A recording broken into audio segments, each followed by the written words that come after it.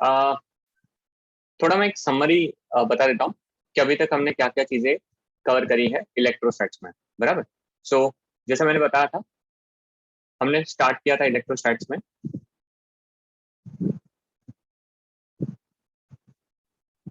अगर हम देखने जाए ना, तो हमने दो मेजर चीजें कवर करी।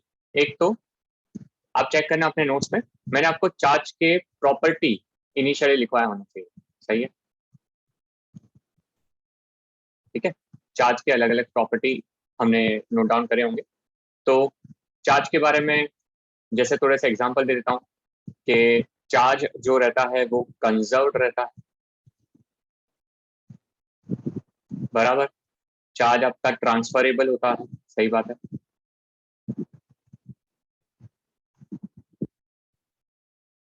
यस। एसोसिएटेड विथ मास है, absolutely correct. Okay. Additive in nature. हाँ। और मैंने बोला था एडिक्टिव मतलब बोलना, और आपने वो चीजें लिखी। एडिक्टिव नहीं है, एडिटिव है। ठीक है। मेक श्योर करो स्पेलिंग आपके बुक में सही लिखा हो। ओके। अच्छा, उसके बाद चार्ज क्वांटाइज नेचर का होता।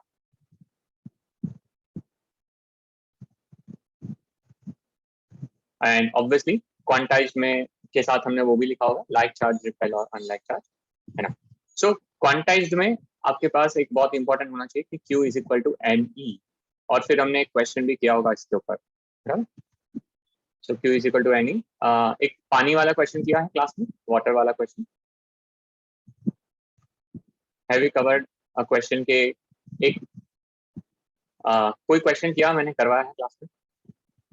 नहीं करवाया? चलो तो एक क्वेश्चन करेंगे। ठीक है, बढ़िया। तो एक क्वेश्चन हम लोग क्लास में करेंगे। अच्छा, दूसरा हमने कूलम्स का लॉ स्टडी किया होगा। सही है ना? बेसिकली इसके ऊपर कल मैंने आपको ग्रुप पे एक नोट भी शेयर किया था कि कूलम भैया ने हमने क्या किया है। कूलम्स का जो लॉ है वो बेसिकली क्या बताता है कि जो हमारा F होता है that is nothing but is equal to, okay, K times Q1 Q2 by R square. Yes. F is equal to K Q1 Q2 by R square. और ये जो K है हमारा, ये K थोड़ा सा अजीबोगरीब है क्योंकि इसमें बहुत सारी चीजें हैं। तो K की वैल्यू होती है 1/4 pi epsilon not epsilon R, जिसमें हम लोगों ने बोला कि जो एप्सिलॉन नॉट होता है इसको हम एब्सोल्यूट परमिटिविटी बोलते हैं।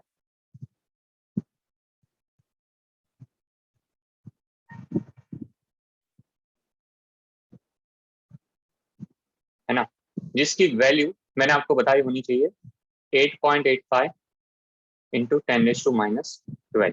Very good. एंड आप एक बार चेक करना, इसका जो यूनिट लिखा होगा, क्या मैंने लिखवाया है, कूलम स्क्वायर पर न्यूटन मीटर स्क्वायर। बराबर। तो ये हो जाएगा। हम बात करते हैं एप्सिलॉन आर के बारे में। तो ये मैंने आपको बताया था कि ये आपका रिलेटिव परमिटिविटी है।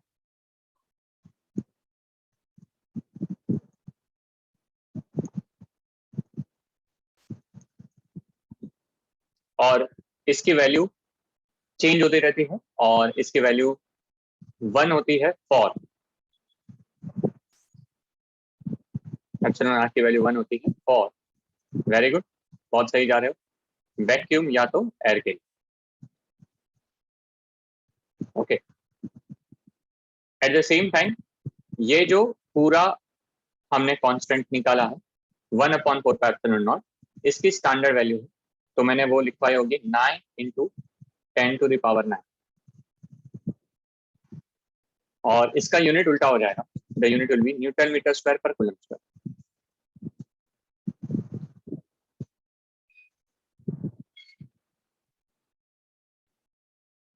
फाइनली हमारे पास यार एफ का स्टैंडर्ड जो फॉर्मूला आ जाएगा वो ये आ जाएगा 9 into 10⁹ divide by epsilon R Q1 Q2 by R square. And इस फॉर्मूला के को यूज करके हम क्वेश्चंस को सॉल्व कर सकते हैं, ठीक है। तो देखो इसके अलावा भी चीजें लिखी होनी चाहिए, but what I am trying to say कि ये मोटा मोटी हमने पढ़ा है अभी तक। ओके, तो अब जितनी चीजें इसमें करी है, let's try to solve one और टू क्वेश्चंस, सो हम लोग को आइडिया लगे कि कैसे क्वेश्चंस सीईटी में या जेडब्ल्यू में भी आ सकते हैं, ठीक है। तो let me give you one example. Okay, so write down example 1।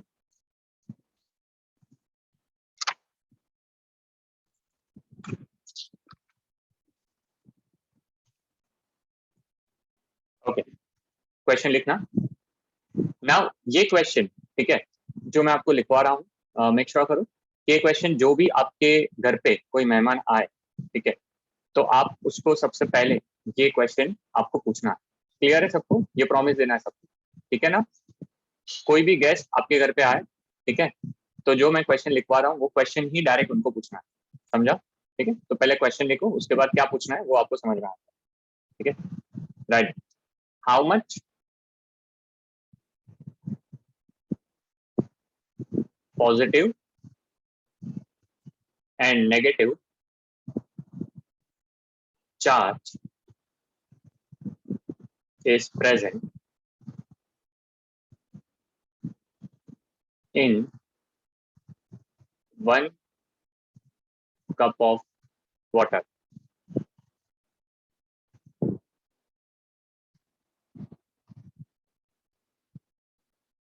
How many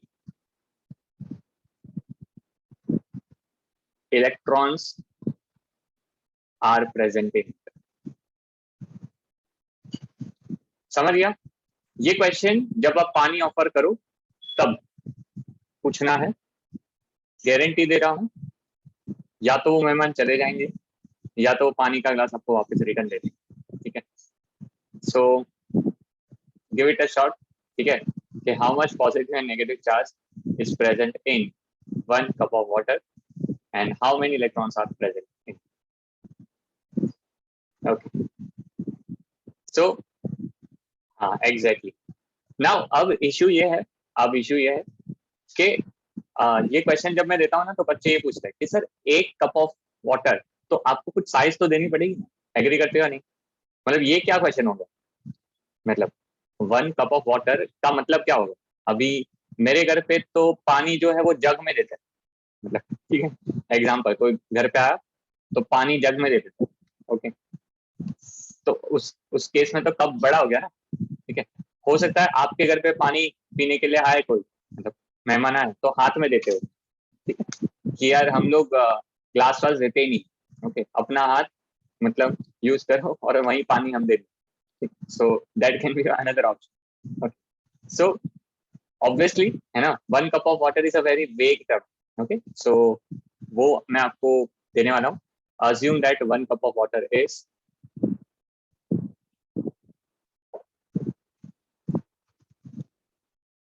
250 ग्राम ले लो, 250 ग्राम, ठीक है। so, 1 कप ऑफ वाटर 250 ग्राम के आसपास ले लो। सो देन अब क्वेश्चन सॉल्वेबल, ठीक है। चलो, तो अब सबसे पहले जब आप क्वेश्चन रीड करोगे तो आप एग्री करोगे मेरे साथ कि ये क्वेश्चन फिजिक्स का तो मुझे नहीं लग रहा, मतलब मुझे लग रहा है ये क्वेश्चन केमिस्ट्री से ज्यादा रिलेटेड, सही है ना। और टेक्निकली मोल कंसेप्ट है ना, मोल कंसेप्ट के ऊपर ये शायद रिलाई करना चाहिए, बराबर। तो देखो वैसा ही है, एक्चुअली में वैसा है, ठीक है। सो अब देखो कैसे सॉल्व करना है इसको। लेट्स राइट डाउन कि मुझे पता है कि 18 ग्राम ऑफ H2O में 6.023 इंटू 10⁻23 मॉलिक्यूल्स रहता है। सही बोल रहा हूँ ना? देखो मेरा इतना केमिस्ट्री स्ट्रॉन्ग नहीं है, तो मैं गलत करूँ तो बताते रहिए, ठीक है। H2O का मॉलिक्यूलर वेट 18 ग्राम है, तो मैंने वो लिखा, और उसके अंदर 6.023 इंटू 10⁻23 एवोगैड्रोस नंबर है, तो ये होगा बराबर। तो 250 ग्राम में कितने मॉलिक्यूल्स होंगे, तो क्या ये कैलकुलेट कर सकता हूँ, मतलब can I calculate x now, simple है काफी, ठीक है। तो प्लीज चेक, एक्स हो जाना चाहिए 250 अपॉन 18 इंटू 6.023 इंटू 10⁻20, ठीक है। तो हो जाएगा ये कैलकुलेट। अब उसके बाद नाउ मेक श्योर करो, अब जो नेक्स्ट बोल रहा हूँ वो, अब 1 मॉलिक्यूल ऑफ H2O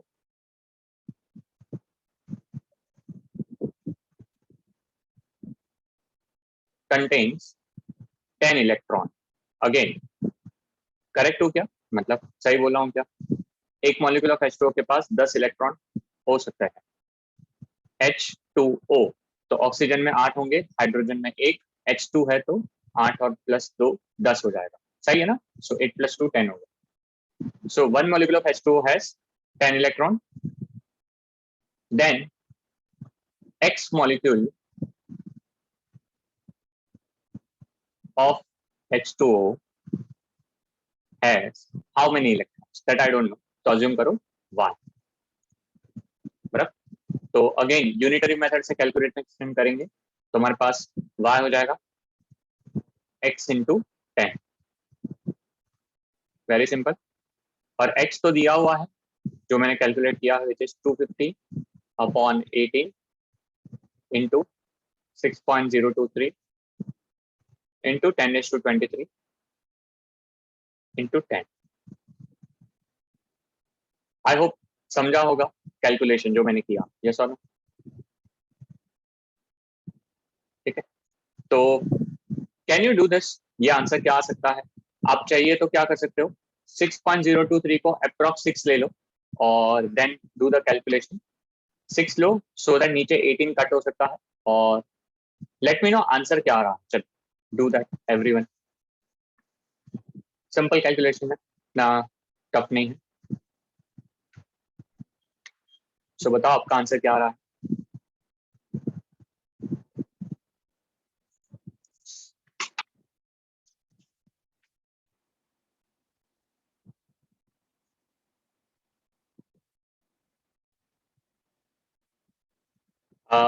एक आंसर दिया है सिद्धू ने, ओके, और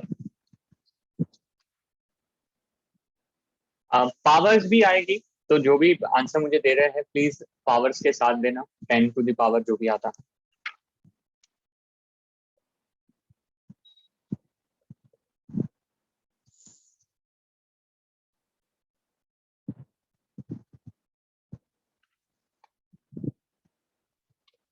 सो अगर मैं इसको अप्रोक्सीमेटली 6 लेके कट करूं, तो मेरे हिसाब से जो आंसर जा रहा है, यस, कितने बच्चों का आंसर आ रहा है, 8.33 इंटू 10 टू द पावर 23, सही है क्या, 8.33 या तो 83.33 एंड 10⁻24 चला रहा है, दोनों का मतलब सेम है ना। सो 8.33 इंटू 10⁻23 इलेक्ट्रॉन्स आने वाला, ओके। तो क्या हम लोग को आंसर मिल गया, how many electrons are present in it, answer 8.33 into 10⁻23 electrons are present. हाँ, अगर आप एग्जैक्ट 6.023 लोगे तो थोड़ा बहुत ऊपर नीचे चेंज होगा, ठीक है। सो मैं वही बता रहा हूँ, एग्जैक्ट लिया तो थोड़ा चेंज होगा, अप्रॉक्स लिया तो 83 के आसपास आ जाएगा। अच्छा, नाउ 24 कैसे आएगा, सो देखो, जैसे अगर मैं बात करूं 6.023 है ना, इंटू 10⁻23 है, तो अगर मैं इसको 6 मानूं तो 6 और ये कट होके 3 आ जाएगा, बराबर, और ये 3 और ये कट होके यहाँ पे 83.3 आता है,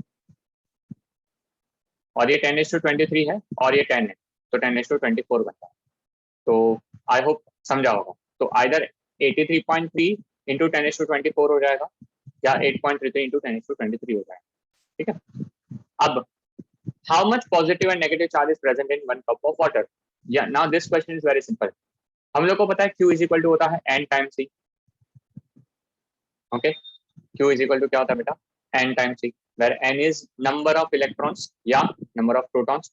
यहाँ पे number of electrons हम लोग ने calculate कर लिया है, which is 8.33 into 10 to the power 23 into, अब मुझे सिर्फ चाहिए charge of electron. Can you tell me what is the charge of electron? ये भी मैंने आपको लिखा होना चाहिए, तो let me know. Charge of one electron is how much? Very good, 1.6 into 10 to the power minus 19. Very good. So please multiply 8.33 into 1.6 and let me know answer क्या आ रहा है। 8.33 into 1.6, which answer you are getting? यहाँ पे 10⁻23 into 10⁻−19 into 10⁻4 हो जाएगा।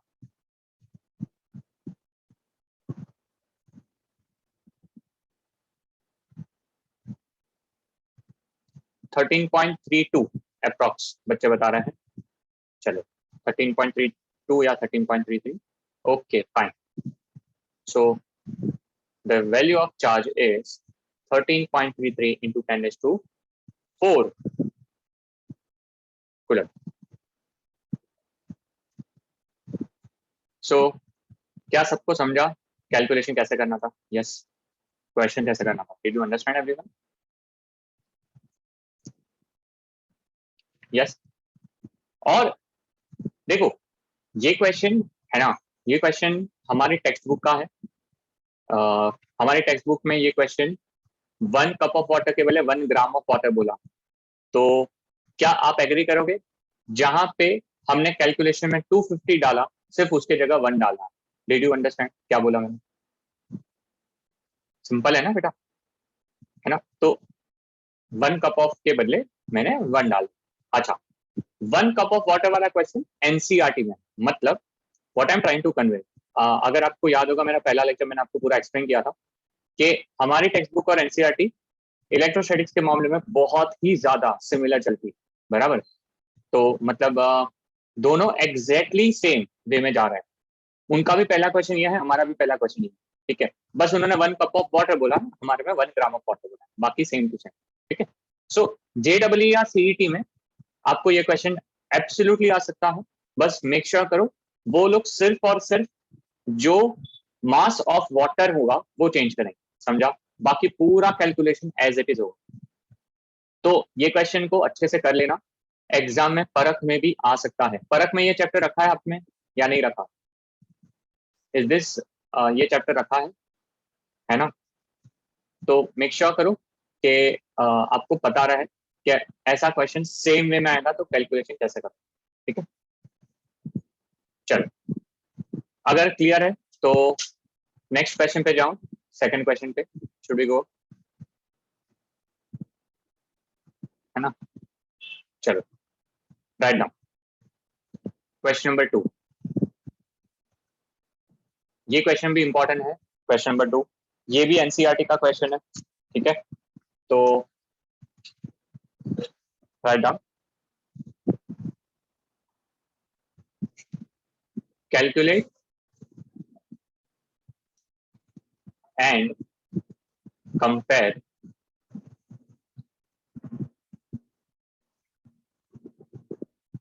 the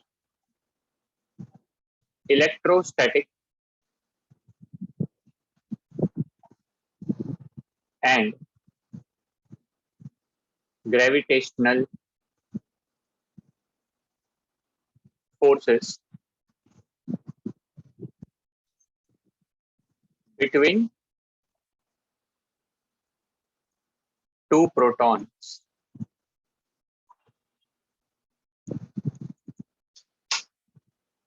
which are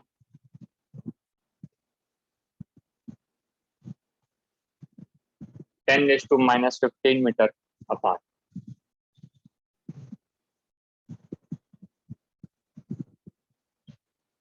Mass of proton is 1.67 into 10⁻27 kg. बाकी charge of proton तो same ही होता है. सो चार्ज इज 1.6 into 10⁻⁹. ठीक है. क्या ये करना चाहोगे आप लोग? Will you try this question? Simple है, इट्स नॉट वेरी डिफिकल्ट, है ना? ठीक है, चलो डू दैट. बेसिकली सिंपल मतलब मैं आपको इतना बता देता हूं, आपको रेशियो लेना है electrostatic force upon gravitational force का. समझ में आ गया क्वेश्चन में क्या करना है? कैलकुलेट एंड कंपेयर का मतलब है you have to take the ratio of electrostatic force upon the gravitational force. Okay, चलो मैंने आपको हिंट दे दिया है, दोनों फॉर्मूला आपके पास है. Give it a shot.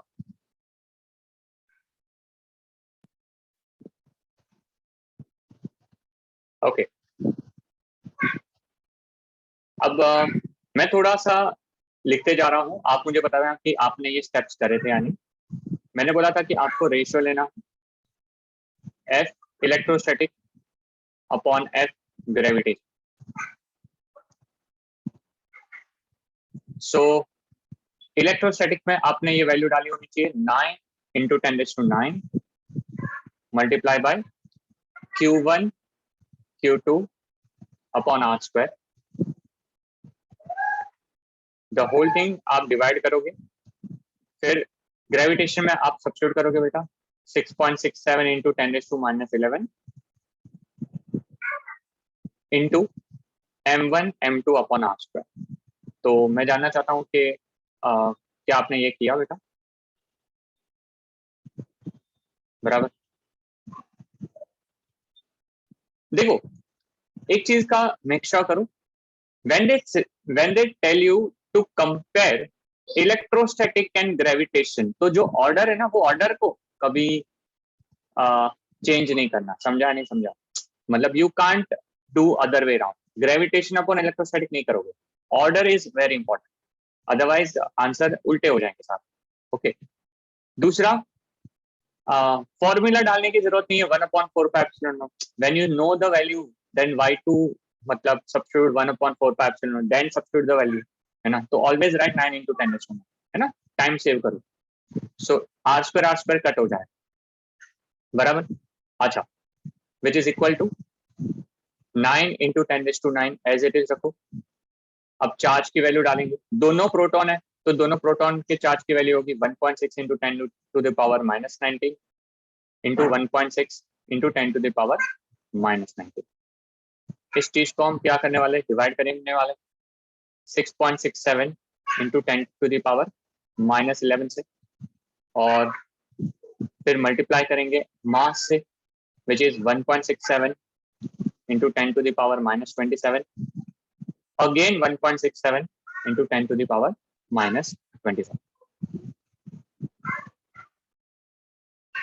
अब मेक श्योर करो, एक तो चीज बहुत सिंपल ये है कि मैं अप्रोक्स कैलकुलेशन करना चाहता हूं, इसीलिए क्या मैं इसको रफली कट कर दूंगा.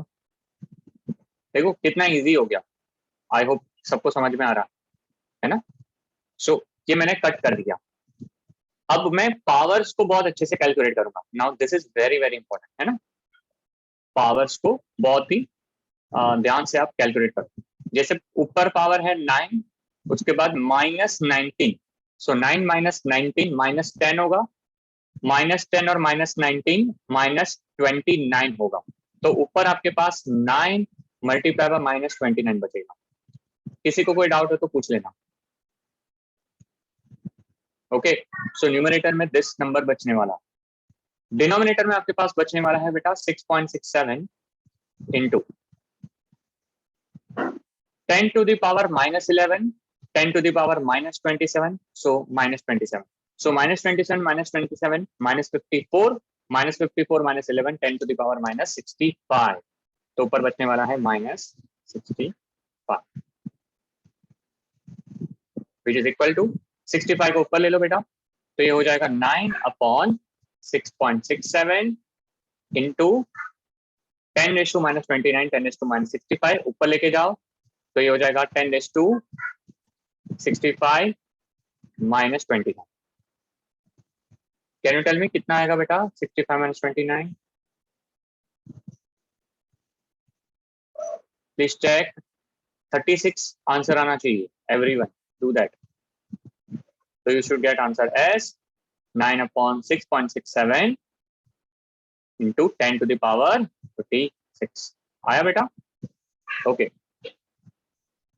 9/6.67 आप चाहो तो कैलकुलेट कर सकते हो, या तो है ना, या तो आप बोल सकते हो कि योर इलेक्ट्रोस्टैटिक फोर्स है ना is approximately equal to 10 to the power 36 times gravitational force. क्या आप सारे एग्री करोगे मेरे पास?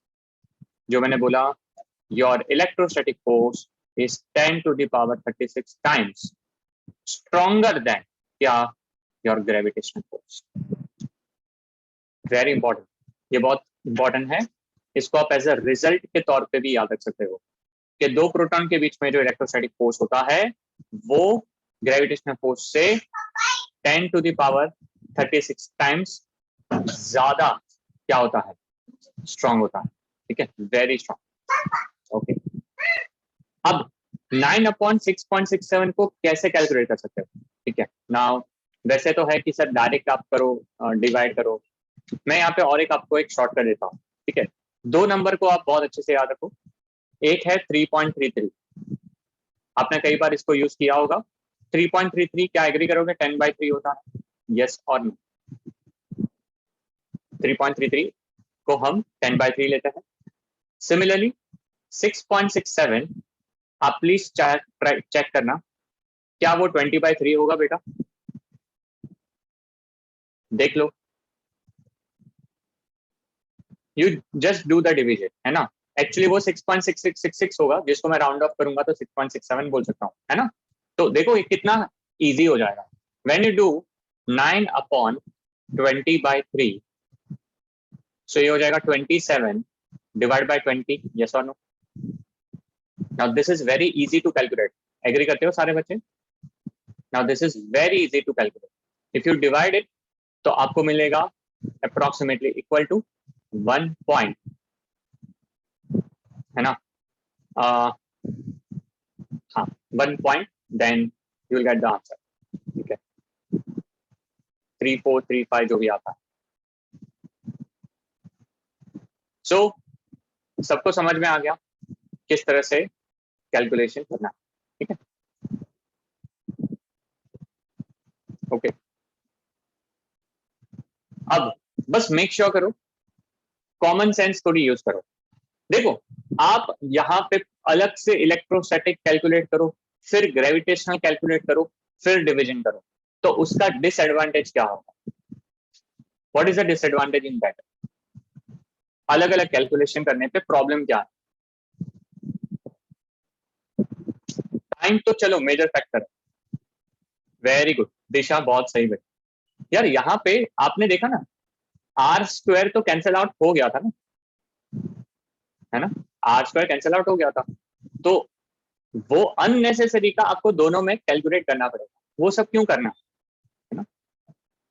हमें ये क्वेश्चन 1 मिनट में सॉल्व करना है, तो सोचो क्वेश्चन का आपका स्पीड कितना ज्यादा होना चाहिए। ठीक है, चलो 6.67 को स्नेहा आप अप्रॉक्स 7 नहीं ले सकते क्या? ले सकते हो, अगर एकदम ही फास्ट कैलकुलेशन करना है तो चलेगा। ये मैं तब की बात बता रहा हूँ कि 6.67 एक स्पेसिफिक नंबर है जो 20/3 से आ सकता है।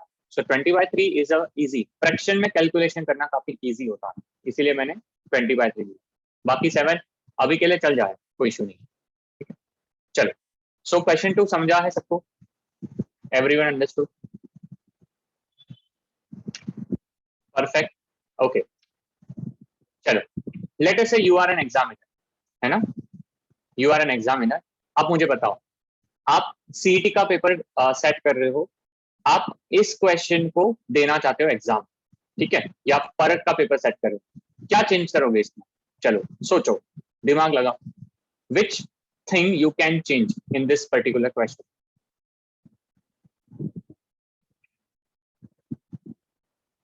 ऐसा क्या चेंज हो सकता है जिसकी वजह से मे बी डिस्टेंस, डिस्टेंस से कुछ फर्क पड़ेगा, डिस्टेंस से आंसर पे कुछ फर्क पड़ेगा।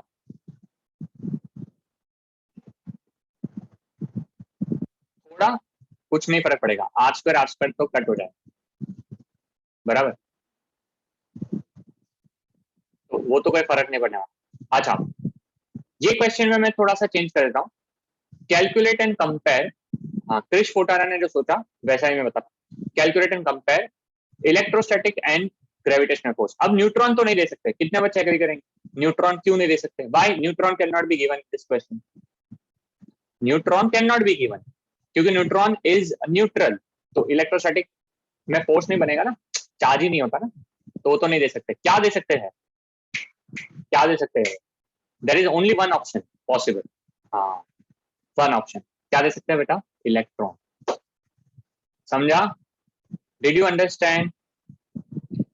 तो देखो, हम क्लास में आप करो एक क्वेश्चन, पर वो क्वेश्चन के ऊपर क्या बन सकता है ना, बस वही करते हैं सीईटी वाले या जेडब्ल्यू, आपको बस वही सोचना है। तो ये क्वेश्चन में प्रोटॉन के बदले इलेक्ट्रॉन डाल दिया, तो क्या करना है? ओके, तो ये आपके लिए होमवर्क है, करोगे घर पे ही ट्राई करना। Same question you have to try, calculate and compare electrostatic and gravitational force between two proton में। क्या होगा बेटा? Two electrons same which are 10⁻⁵ metre apart, distance से वैसे भी फर्क नहीं पड़ने वाला। अच्छा, आपको चाहिए तो मैं मास ऑफ इलेक्ट्रॉन दे के रखता हूं, वैसे मैंने आपको दिया होना चाहिए, फिर भी if you want I can write down, mass of electron is 9.1 into 10⁻31 kg। Okay, give it a shot. मुझे अप्रॉक्स आंसर चाहिए, मुझे पावर से मतलब है, ठीक है, याद रखो, I am more interested towards the power, ठीक है। चलो, सो ये होमवर्क है आपको, और अगर क्लियर है तो लेट मी नो। मैं थर्ड क्वेश्चन पे जाता हूँ।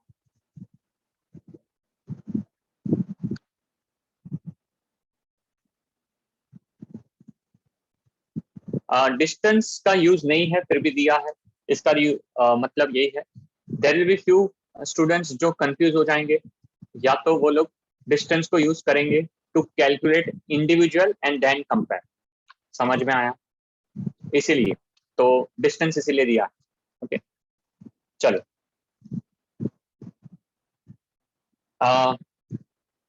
क्वेश्चन 3 में आपके पास एक डायग्राम दिया है, तो मेक श्योर करो कि आप डायग्राम बना रहे।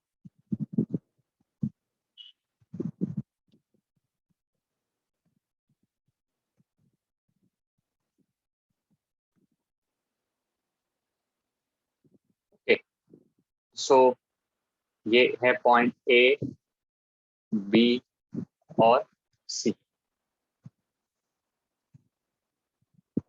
ए पे रखा है 2 माइक्रोकुलम, बी पे रखा हुआ है 3 माइक्रोकुलम, और सी पे रखा हुआ है 4 माइक्रोकुलम। आपको ए बी दिया हुआ है 4 सेंटीमीटर, और ये जो बी सी है वो दिया है 3 सेंटीमीटर। ए सी क्या हो जाएगा, चलो बता दो, so that let's not waste time. So A C हो जाएगा 5 सेंटीमीटर। Yes, good. क्वेश्चन है ना, आपको फाइंड करना है net force on point A. You have to find the net force on point A. Question लिख के हो जाए तो प्लीज मैसेज करो पूरा, सो दैट हम लोग इस क्वेश्चन को टैकल करने की टेक्निक लेते हैं।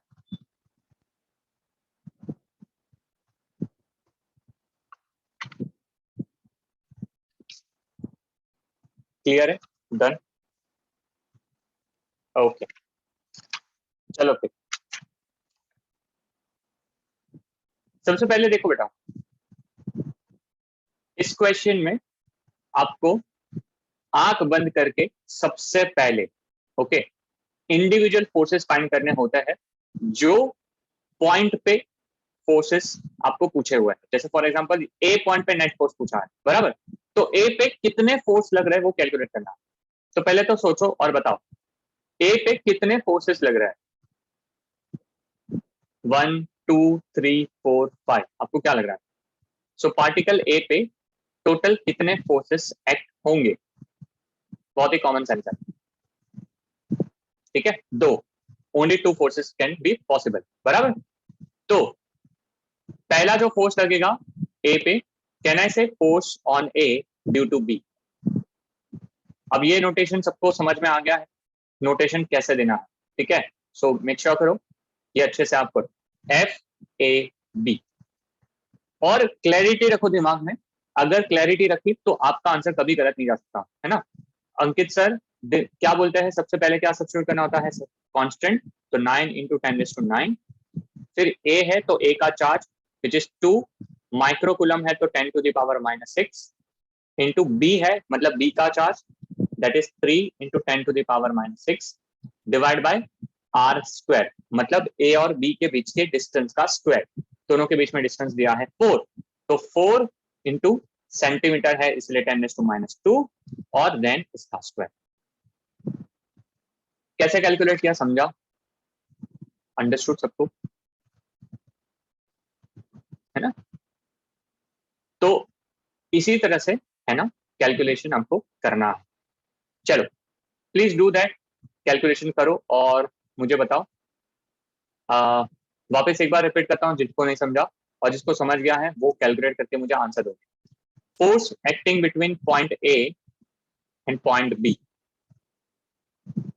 तो देखो मैंने क्या कैलकुलेट किया, पहले तो कांस्टेंट डाला 9 × 10⁹ जो ऑलवेज होता है। उसके बाद ए का चार्ज डाला, ए का चार्ज बोला है 2 माइक्रोकुलम, तो यहाँ पे मैं लिख देता हूँ 1 माइक्रोकुलम कन्वर्जन होता है 10⁻6 कुलम, एंड 1 सेंटीमीटर का कन्वर्जन होता है 10⁻² मीटर।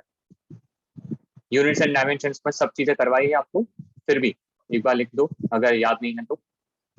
सो ए की वैल्यू 2 × 10⁻6 डाली, इंटू बी, बी का वैल्यू डाला 3 × 10⁻6 डिवाइड बाय डिस्टेंस का स्क्वायर, मतलब 4 × 10⁻² का स्क्वायर डाल दिया। अब क्लियर है सबको? श्रेया आपको समझा है? ठीक है, चलो। So please do the calculation and let me no answer क्या आ रहा।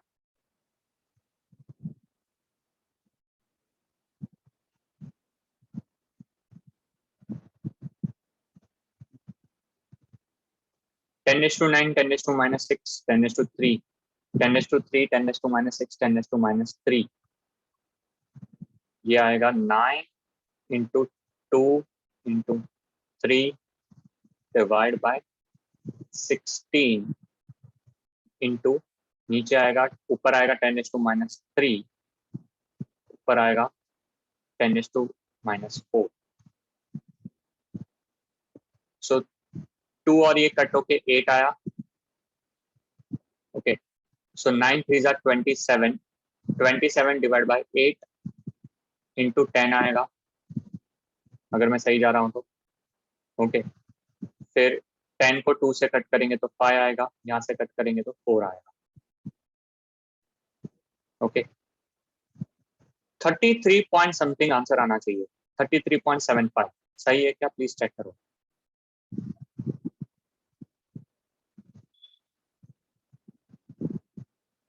$33.75।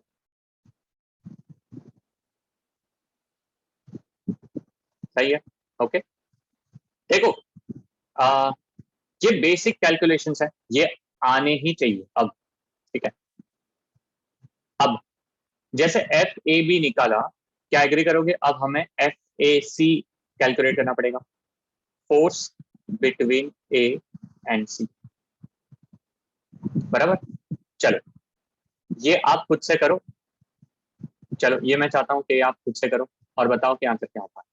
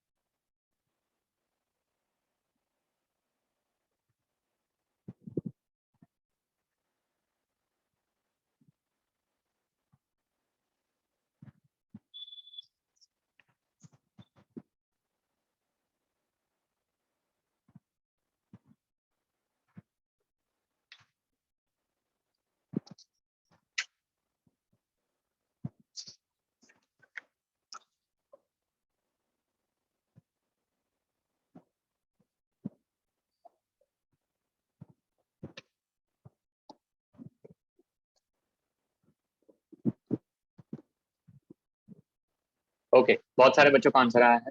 आयुष का आया, खुशी का आया, दिशा का आया, यश का है, तेजस का आया है, श्रेया का आया, जतिन का आ गया। Okay, let me check.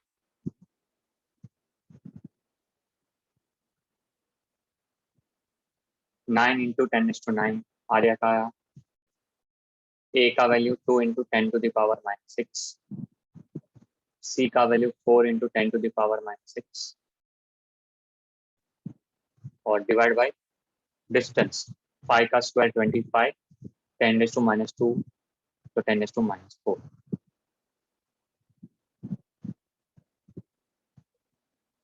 Okay, let's do the calculation. 9 into 218 into 472, तो ये 72 हो गया और ये 25 हो गया, इंटू 9 इंटू -6 -3, 3 -6 -3, ये इंटू 10 आ जाएगा जैसे लास्ट टाइम आया। सो यहाँ पे 5 से कट करेंगे तो 2 आएगा, यहाँ से 5 करेंगे तो 5 आएगा। तो 72 इंटू 2 करेंगे तो 144 होगा, डिवाइड बाय 5 करेंगे तो आंसर जो आना चाहिए आप लोगों का वो आना चाहिए 28.8 रुपए। प्लीज चेक करो सही आया क्या। 28.8 रुपए। आई कैन सी बहुत सारे बच्चों का, वेरी गुड। तो आपको फोर्स कैलकुलेट करना तो आ गया है ना।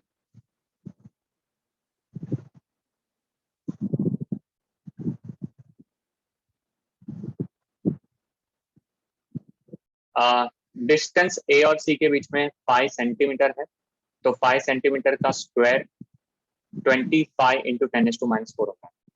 तो बस मैंने वो चीज करी है, और पावर तो एज इट इज है ना। ठीक है, चलो अब देखो यार, अब हमें force between B and C calculate नहीं करना। समझा या नहीं समझा? सी, हम लोग किसके ऊपर फोर्स फाइंड कर रहे हैं? ए के ऊपर। If you are calculating on है तो बी और सी का फिर फोर्स कैलकुलेट नहीं करना होता। ठीक है, तो स्टेप 1 क्या है? What is the step 1? Step 1, calculate the forces. तो ये दोनों फोर्सेस कैलकुलेट कर लिए। Step 2, step 2 is very important. अब ये दोनों फोर्सेस के डायरेक्शन, ये दोनों फोर्सेस के डायरेक्शन अब आपको शो करने पड़ेंगे। ओके, सो आपका जो डायग्राम है वहां पे ध्यान से देखो, जो क्वेश्चन पूछो उसका आंसर देना। जो फोर्स ए के ऊपर लग रहा है बिकॉज ऑफ बी, मतलब एफ ए बी, वो अट्रैक्टिव होगा या रिपल्सिव होगा? प्लीज आंसर करो। वो अट्रैक्टिव होगा या रिपल्सिव होगा?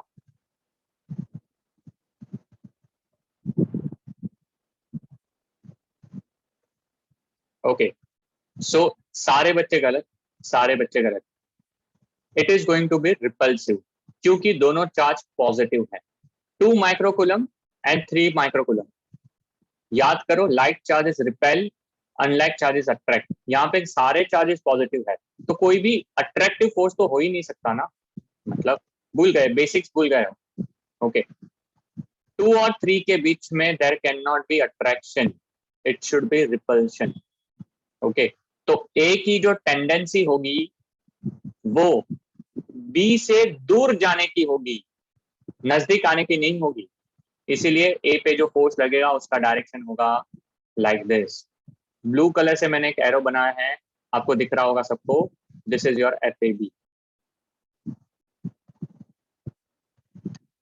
Did you understand F A B everyone? सबको समझा?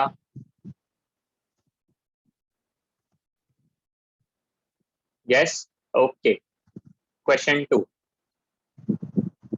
Second question, F A C. Question वापस सेम है, force acting on A due to C, attractive या रिपल्सिव?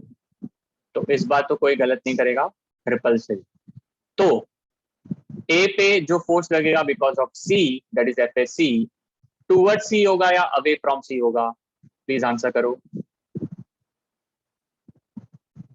टूवर्ड सी मतलब सी की तरफ या सी से दूर, तो answer is going to be away. So the arrow will look like this. Again blue colour का मैंने एरो बनाया ऐसा वाला, और आई होप दिख रहा होगा सबको। Okay, so this is your FAC, ठीक है। Last but not the least, now the important part is, अब मुझे ये दोनों फोर्सेस जो मैंने दिखाए है ना, जो नेट फोर्स में मुझे अब कैलकुलेट करना है। Now this is very very crucial. Okay, मैं डायरेक्टली ऐड नहीं कर सकता क्योंकि मुझे दिख रहा है ये दोनों फोर्स सेम डायरेक्शन में नहीं है। क्या ये समझा स्टेटमेंट? मैं ऐड नहीं कर सकता। Okay, this are not scalar quantity. Okay, अब आफ्टर 8 months इतना सबको समझ में आ जाना चाहिए कि ये स्केलर नहीं है, force is a vector quantity. अगर दोनों सेम डायरेक्शन में ना हो तो आपको वेक्टर एडिशन करना पड़ेगा। ओके, तो for that you require the direction. Direction दिखा दिया तो अब चाहिए एंगल। नाउ वेरी इंपॉर्टेंट, ये एंगल क्या होगा, ये एंगल क्या होगा, इसके ऊपर पूरा डिपेंड करने वाला, ठीक है। This is a very very famous triplet 3-4-5 Pythagorean triplet, और मैं आपको यहाँ पे एक याद करने का तरीका देता हूँ। Can you see this number 5 centimetre and 3 centimetre, दिख रहा है ना सबको ये sides 5 centimetre and 3 centimetre. Okay, तो तरीका, जो एंगल 5 सेंटीमीटर और 3 सेंटीमीटर के बीच में होता है वो होता है 53 डिग्री। याद रह जाएगा, सिंपल वे टू रिमेंबर, बहुत सिंपल तरीका। जो एंगल 5 और 3 के बीच में होता है वो 53 डिग्री होता है, ठीक है, बहुत सिंपल। तो हो गया, ये 53 है, ये 90 है, तो कॉमन सेंस है ये 37 हो जाएगा। अंडरस्टूड? सो कॉमन सेंस बोलता है कि 37 हो जाएगा। और अगर ये 37 है तो अगेन कॉमन सेंस क्या बोलती है, ये वाला 37 होता है।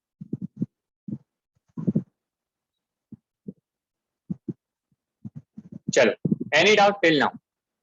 किसी को कोई डाउट है क्या? नो डाउट, पक्का? तो लास्ट स्टेप पे आ जाते हैं, लास्ट स्टेप पे आ जाते हैं। आपके पास ऐसा अब डायग्राम, सो मैंने डायग्राम को थोड़ा वापस एक बार यहाँ पे बनाया है। ये आपका FAC है और ये आपका FAB है और ये आपका है 37 डिग्री, और मुझे नेट फोर्स कैलकुलेट करना है। सो F नेट, याद करो, ये आपको मोहित सर ने पक्के से पढ़ाया होगा और हमने भी बहुत बार यूज किया है। The formula for net force is F1 square plus F2 square plus 2F1 F2 cos theta. Parallelogram law हमें पता है, सो आई थिंक उसी से है ना हम लोग कैलकुलेट करेंगे। तो लेट्स स्टार्ट। F1 मतलब कोई भी फोर्स ले लो, लेट्स से मैंने इसको FAB ले लिया विच इज 33.75। सो 33.75 का स्क्वायर प्लस 28.8 का square plus 2 into 33.75 into 28.8 into cos 37। सो cos 37 यहां से दिख रहा है, इट इज 4/5, क्लियरली समझ में आ रहा है। cos होता है एडजेसेंट अपॉन हाइपोटेन्यूस, या स्टैंडर्ड वैल्यू है cos 37 की। सो cos 37 इज 4/5।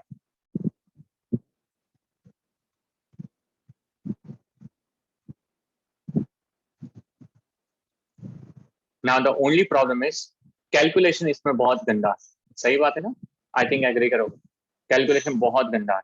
मतलब 33.75 का स्क्वायर, फिर 28.8 का स्क्वायर, फिर 2 इंटू 33.75 इंटू 28.8 इंटू 0.8। ओके, फिर सबका एडिशन, सबके एडिशन के बाद स्क्वायर रूट। ओके, तो जब तक ये क्वेश्चन करोगे तब तक सीईटी का पेपर खत्म हो जाएगा। ठीक है, सो इसका मैं आपको, है ना, अप्रोक्स आंसर दे देता हूँ। इसका अप्रोक्स आंसर आता है 59.3 न्यूटन के आसपास।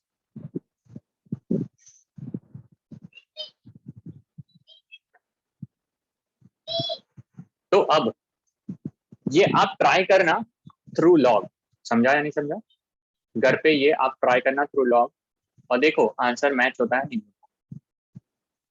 तो आंसर तो मैंने दे दिया, but you give it a shot through logarithm, पता चले कि, है ना। तो देखो लॉग से कैलकुलेशन नॉर्मली स्क्वायर रूट वाला करिए। ठीक है, अब 33.75 मतलब ये सब चीजें खुद से कर लेना। 33.75 का स्क्वायर, आई थिंक ये कर लोगे। 28.8 का स्क्वायर, फिर एडिशन कर लो, ये भी खुद से कर लो।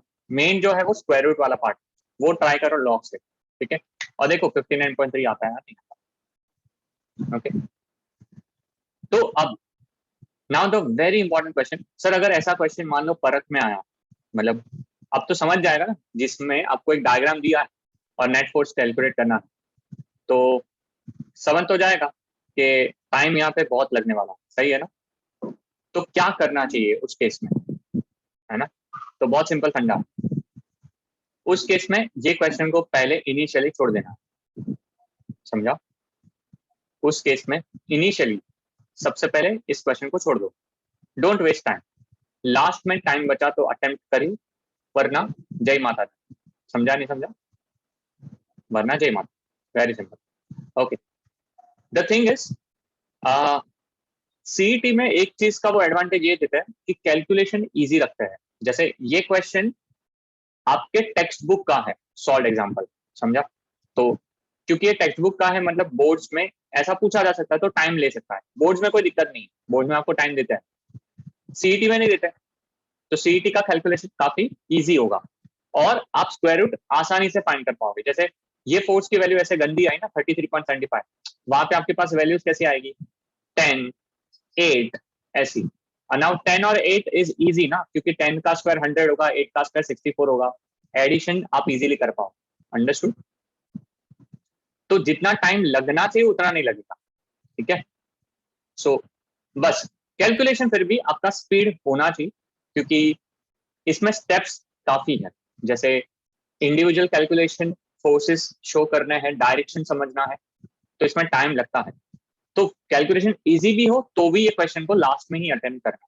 सो don't waste time in this particular question in CET exam, last में करो। ओके, टाइम बचे तो कोई इशू नहीं। अच्छा, any doubt in this question, let me know. कुछ पूछना है क्या?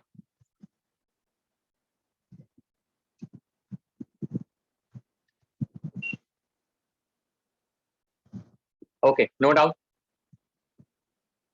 Very good. अब सुनो, अब let us say same question, you are examiner, you are setting up the paper of CET, Parak and everyone.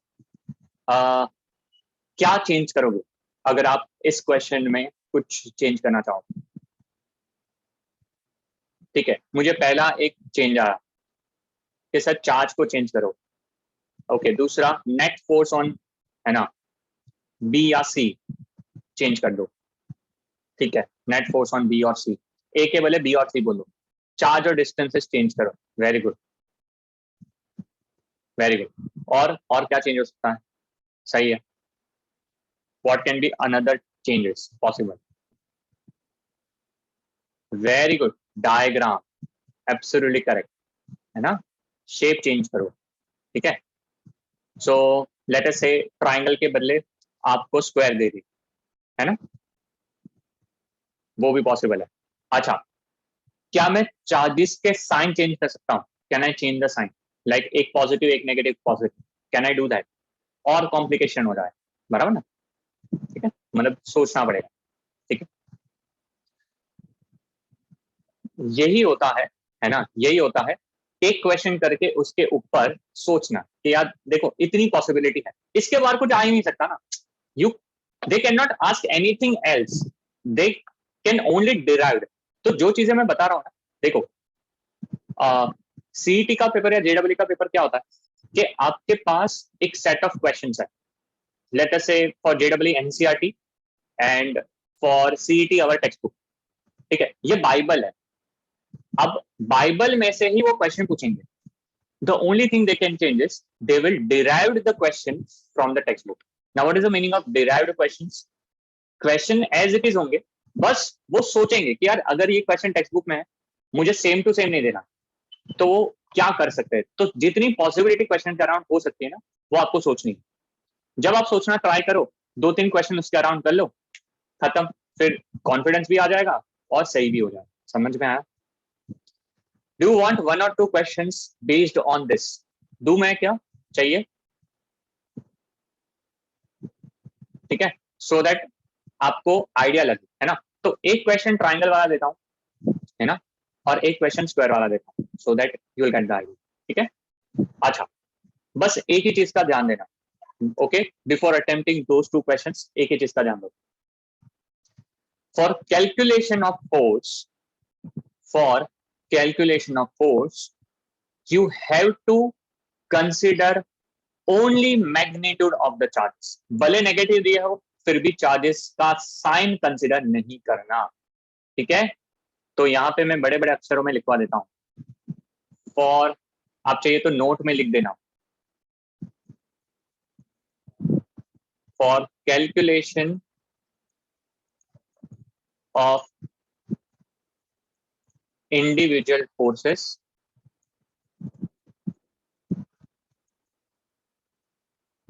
only consider the magnitude of charges.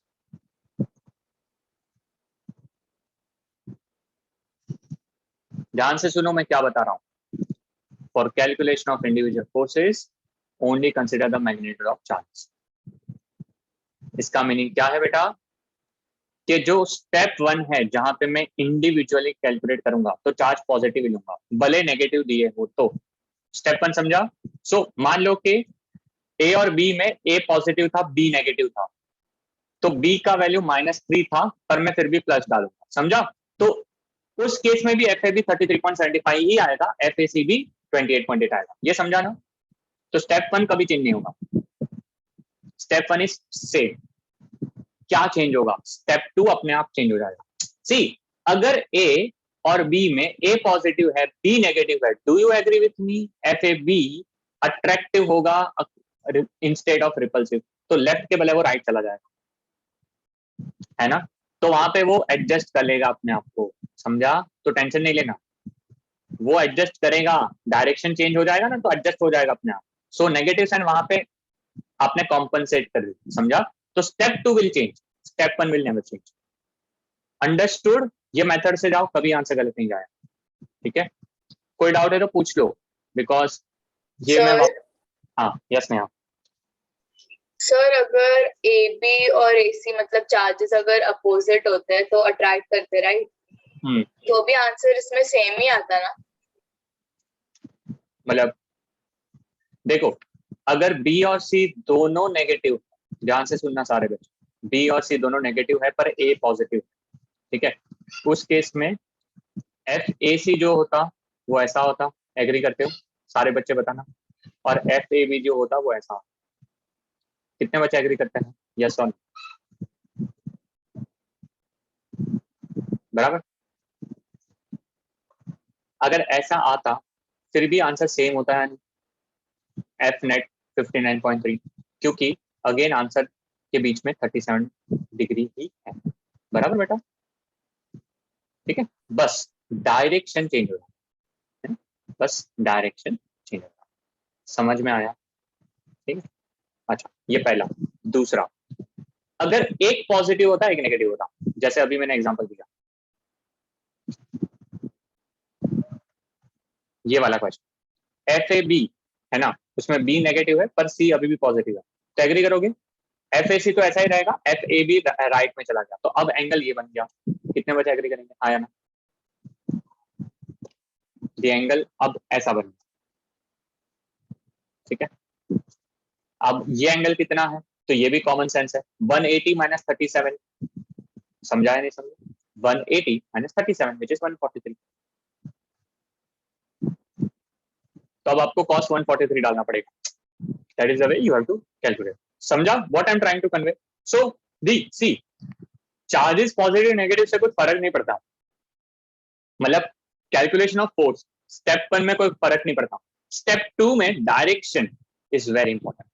If you understand the direction then it is very simple, कोई दिक्कत नहीं। रौनक का question है, ऐसे questions या calculation JW में आता है? जेडब्ल्यू के कैलकुलेशंस थोड़े से इससे टफ होते हैं, पर एकदम टफ नहीं होते कि आप कैलकुलेट ना कर पाओ, सो मिड लेवल होता है, यू कैन डू। उनको जैसे हमारे पास पता है कैलकुलेटर नहीं होता, तो वो वैसे क्वेश्चन देते भी नहीं, ठीक है। चलो let me give you one question, ठीक है, write down question.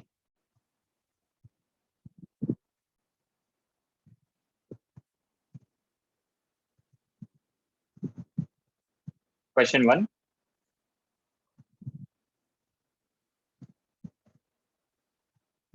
Please do this 2 questions properly so that मुझे आइडिया लग जाएगा कि आपको मेरा कंसेप्ट समझा नहीं समझा।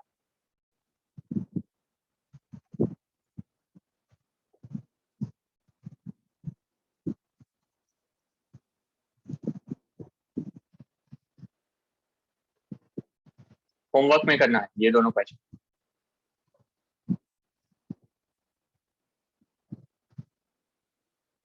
ए बी सी, ओके, और यहाँ पे ये दिया है 15 सेंटीमीटर, ये दिया है 20 सेंटीमीटर, और ये दिया है 25 सेंटीमीटर, ओके।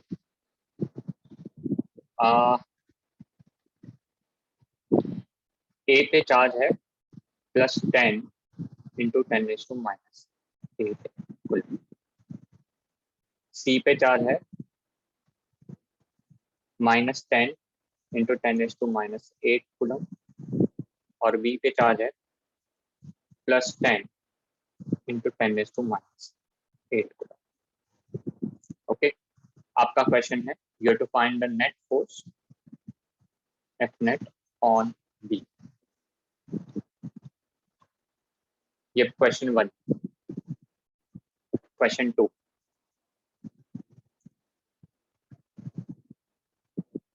ये आपके पास स्क्वायर दिया,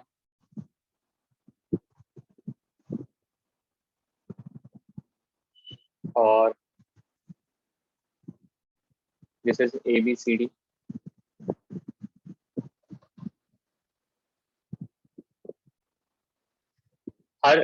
हर कॉर्नर पे चार्ज सेम है, +6 इंटू 10⁻8, इस पे भी सेम, इस पे भी सेम, इस पे भी same,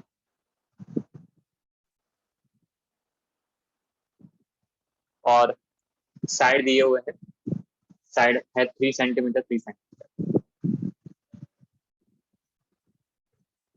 You have to find the net force on C.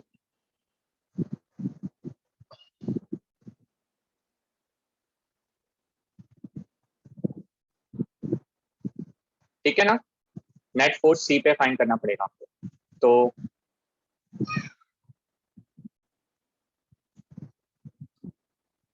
तो देखो स्टेप 1 स्टेप 2 काफी मेक श्योर करो कि समझ लो।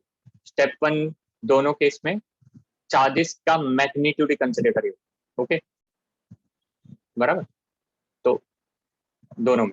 और उसके बाद स्टेप 2 फोर्सेस को अच्छे से शो करना और फिर रिजल्टेंट निकालना। अब रिजल्टेंट निकालना उसी बच्चों को आएगा जिसको स्केलर्स वेक्टर्स आता है, ठीक है, बस ये बॉटम लाइन।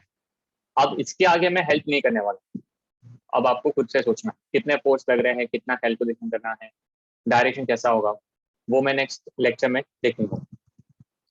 ये दोनों क्वेश्चन आप क्लास वर्क में ही करोगे, होमवर्क में नहीं करोगे। नेक्स्ट लेक्चर ऑफलाइन में मैं हर एक का नोटबुक चेक करने वाला हूँ।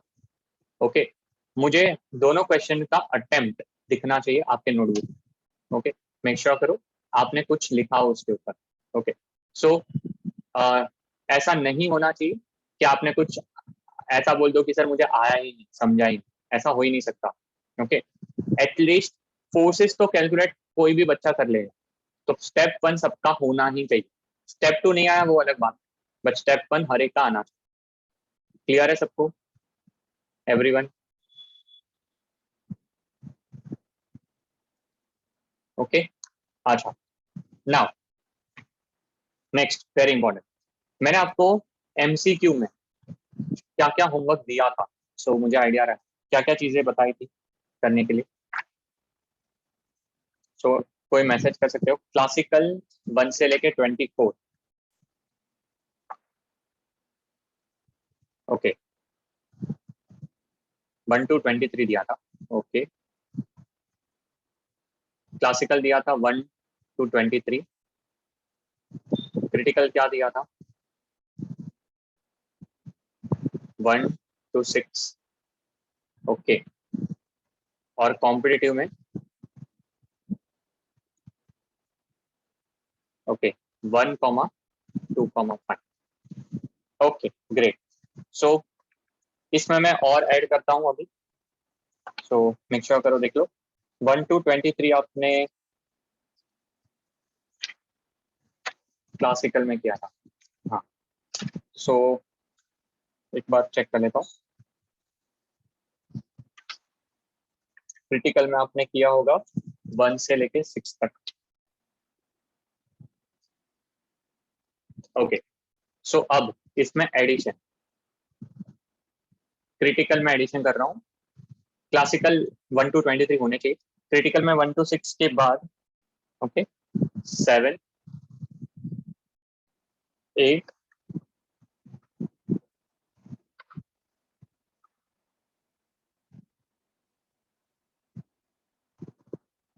ओके 9, 10, 11,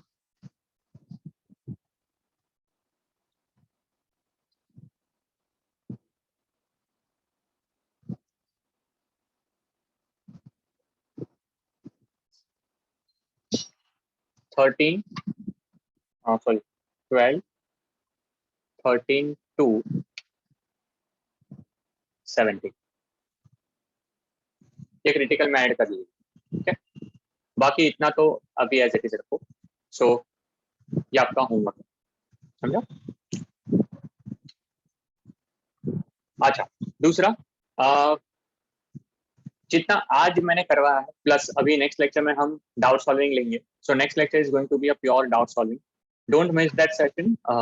वो लेक्चर में जो चीजें कवर करेंगे वो आपको बहुत हेल्प करेगी परख में, है ना। तो नेक्स्ट लेक्चर तक जितना भी मैं करवाने वाला हूँ that is going to that in your syllabus. Okay, so next lecture में ये सारे क्वेश्चंस ट्राई करो। Do you have the solution of this? क्या आपके पास सॉल्यूशन का कोई बुक है?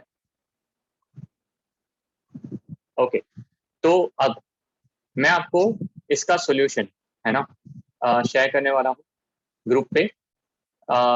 मेक श्योर करो कि सारे क्वेश्चन आप अपने से ट्राई करो, उसके बाद सॉल्यूशन चेक करो, देखो सॉल्यूशन समझने का, उससे जितने डाउट सॉल्व हो जाता है वो हो जाए, उसके बाद डाउट को लेकर आए, समझा नहीं समझा? ठीक है, it should not be like कि आपने सॉल्यूशन चेक ही नहीं किया। तो मेक श्योर करो सॉल्यूशन देखो, समझो खुद से, और उसके बाद भी नहीं समझे तो वो डाउट में माना जाएगा। ठीक है, सो मैं आपके साथ सॉल्यूशन शेयर करता हूँ अभी, है ना। तो ये पीडीएफ शेयर करता हूँ, सॉल्यूशन शेयर करता हूँ, और दैट्स इट। ओके, मिलता है offline session. Thank you so much.